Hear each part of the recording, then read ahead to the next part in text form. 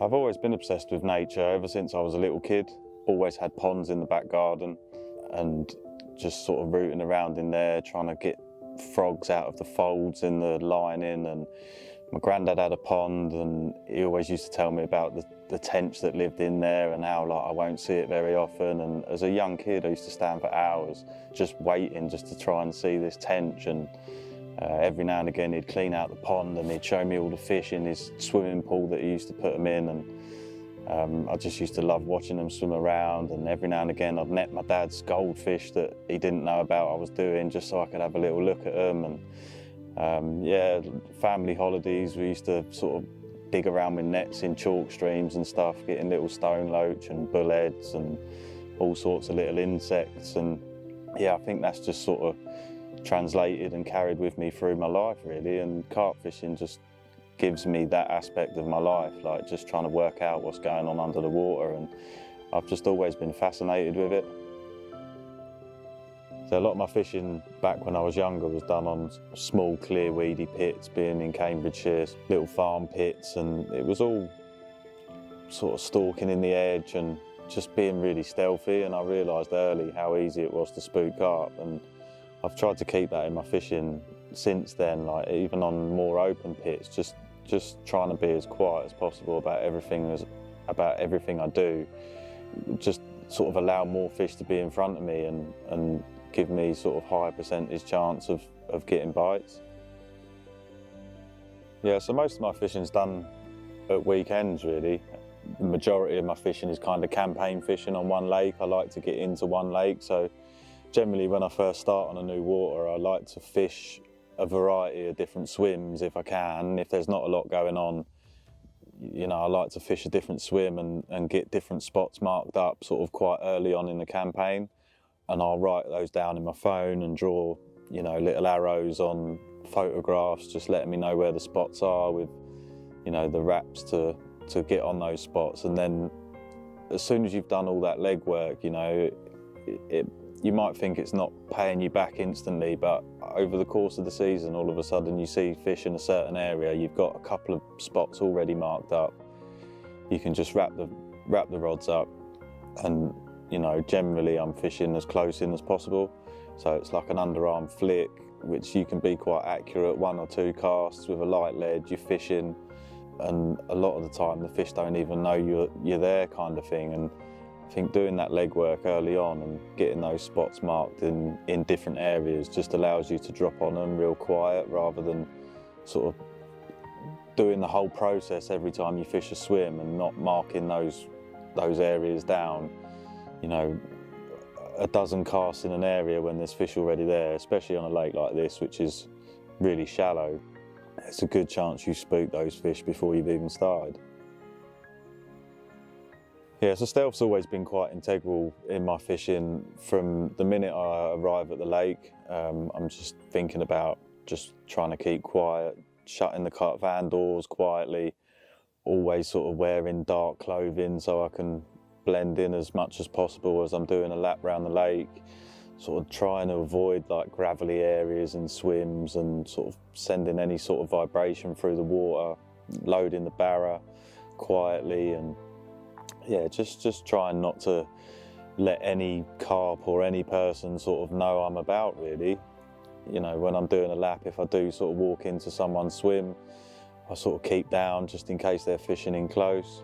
All round, just trying to keep my disturbance down to a minimum. And then when it comes to setting up, trying to sort of keep as far back away from the rods as possible. You know, obviously if you're fishing snags, you have to be on your rods, but just trying not to create any footfall like around the edges of the water, and staying back away from the rods, and just allowing fish to be happy in the area, really, without them knowing I'm there.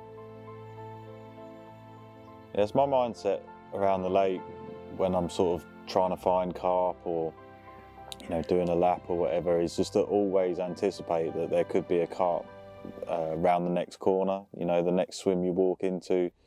So I always generally like try and approach from the back of the swim and maybe stand there for sort of 30 seconds or a minute, just sort of surveying the area, just to see if there's fish close in. There's nothing worse than, walking into the front of a swim and the fish are right there, and you've sort of walked in a bit blasé, and like one of them will twitch and the rest of them are gone, and that's that chance blown. That could have been your only chance for the weekend. Using the cover, most swims have got cover around the sides of them. Approach from the sides, hide behind a tree or a bush, use a tree stump to sort of block your shadow or the outline of you, sort of casting over the water.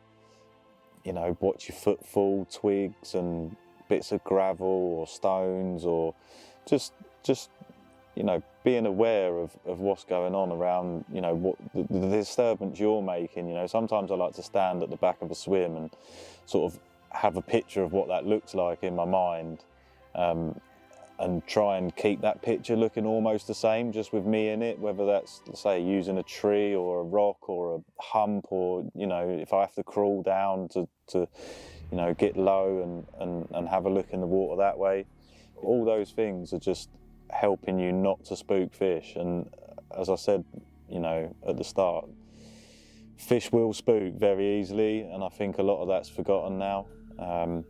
Respecting the edges, that's the easiest place to catch them from, if you can. So if you can sort of respect the edges a bit more and get maybe a handful of chances a year at fishing the edge, it's one of the most enjoyable ways to catch them. It just seems a shame to spoil it before you've even started. When it comes to getting rods out, I'm always mindful of how I can set them up in a way that fish are not bumping into lines, and generally using the contour, I can get that line real slack, nice and low in the water, so they're not bumping into it. They can't see it mid-water where it's picking up bits of sediment throughout the session. If it's on the deck, generally it stays pretty invisible. Just sinking the line down quick, just so it goes down from the rig end. Keep the rod tip up so it goes down from the rig end, and there's nothing for it to get caught on in the margins. Then sometimes if you get it caught in the margins, that just keeps it up out to the spot a little bit. I want it all down, literally coming up this shelf. And then with that, no tubing, no lead core, just straight through to the lead system. As again, I think leading up to a spot, they can be quite obvious, especially in clear water, or if there's weeds sort of holding everything up in the air there. It's just another thing that can possibly spook fish. Moving on to like the lead, I really like a small inline lead. It's really compact. I prefer like the darker leads. I think there's a lot of dark matter on the bottom of the lake, bits of old weed and stuff, and them darker leads definitely tend to blend in really well. Sort of anything up to, I'll use as low as like a 1.1 ounce. Sometimes I won't even use a lead. If there's fish close enough in and I need to get it dropped in amongst them, I'll just take the lead off completely and just free line for them. I actually caught a nice linear out of here last year doing exactly that. Found a group of fish and the water was so smoked I couldn't see what I was fishing over, so I just dropped the rig in, got the bite a couple of minutes later and had a really nice linear. Yeah, I'd much rather use a small lead in my fishing, especially on intimate little pits like this. I think when you start putting 3 and 4 ounce leads there, you might spook them and they might come back, but it's a chance you're taking. I would much rather, a small plop from a 1.5 ounce inline square pair, like barely makes a noise as it goes in, and you're just keeping more fish in the area and not putting them on edge, and a confident fish is way easier to catch than one that's already been put on edge.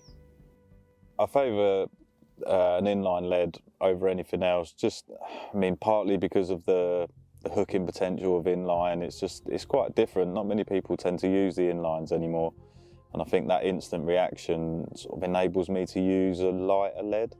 And then the small leads, they're just less intrusive on the spot. A big 4 ounce lead can look a bit out of place sometimes in the middle of a little clean spot, whereas like an 1.5 ounce dark coloured lead just blends in with what's already going on the bottom. So over the last couple of years I've started using the mouth trap as a boom section for my multis. It's super strong and tough to start with, which is always paramount, but it just disappears on the bottom. and because I use them quite long with that long boom, it's all sort of away. The hook bait's actually quite a long way away from the lead system.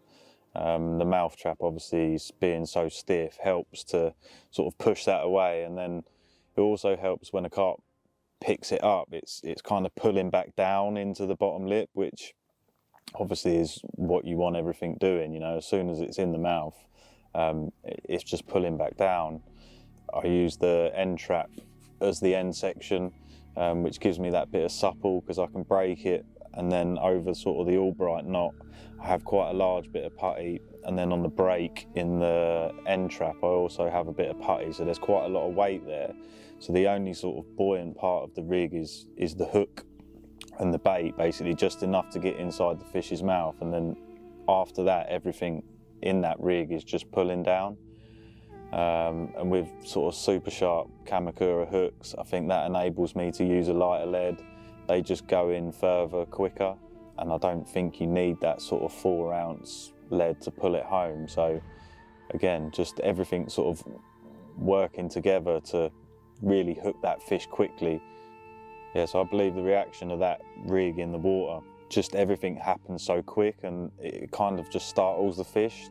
They've got no time to think about getting rid of it, because it's all the damage is already done, especially with those, you know, the Kamakura hooks. They're so sharp, they're just in past the barb, you know, before a normal conventional hook, in my opinion.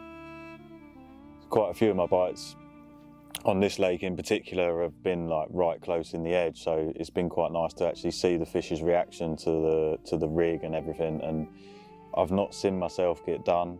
It's like as soon as that rig is in the fish's mouth, they're just hooked.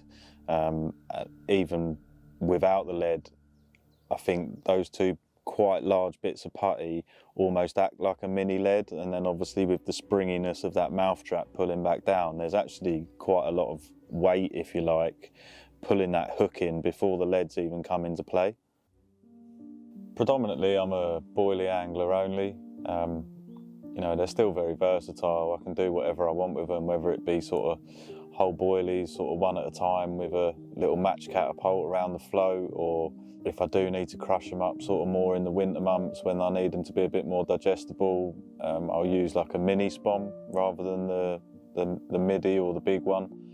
I would much rather make like 20 casts with a mini spom with a real gentle splash, rather than, you know, casting the big spoms 5 or 6 times and spooking everything in sight. Boilies just have so much versatility to me that I don't need to use anything else. I've got so much confidence in the shrimp. It's just one less thing to think about. You know, rigs wise, I'm completely happy with everything. I know they'll work. Bait wise, I know if I can get it in front of fish, they'll be happy to eat it. Yeah, I always use match the hatch hook baits in general. I just don't see a need for a bright one. I just think it can give the fish an excuse to spook off or something. Having like a bright pink one or a bright yellow one down there, like the attraction is coming from my free bait, so I want my hook bait to look as natural as possible down there, and sort of risk any spooky carp, you know, doing the off just because they've seen a pink one on the spot or whatever and not come back. Pre-baiting plays a big part in my angling.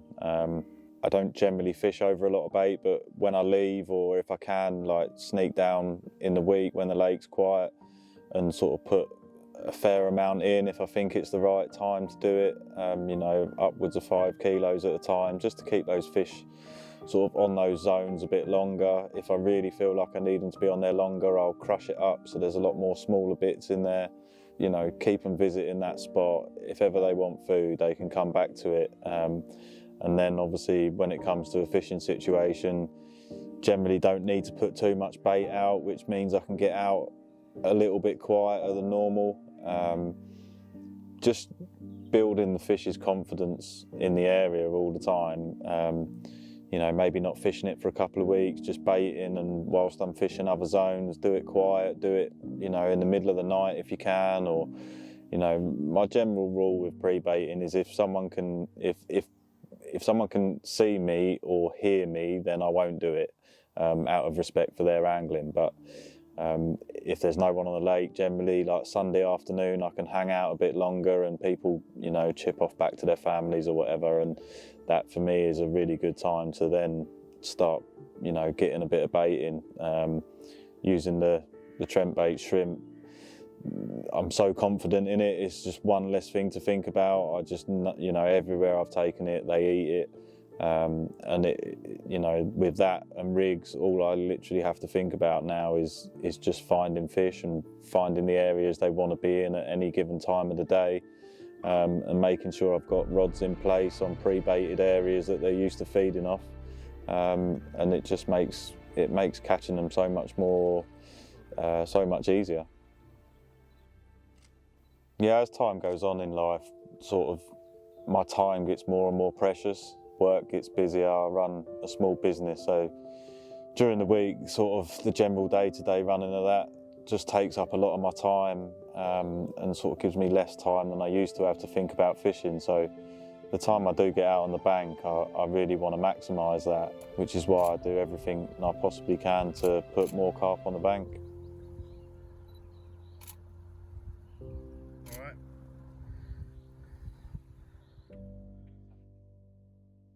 It's not all about stealth. Sometimes it's just about the satisfaction of breaking tea bags.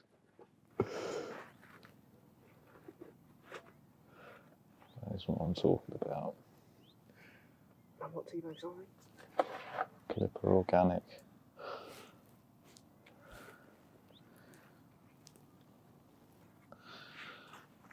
See it now, Korda tea bags.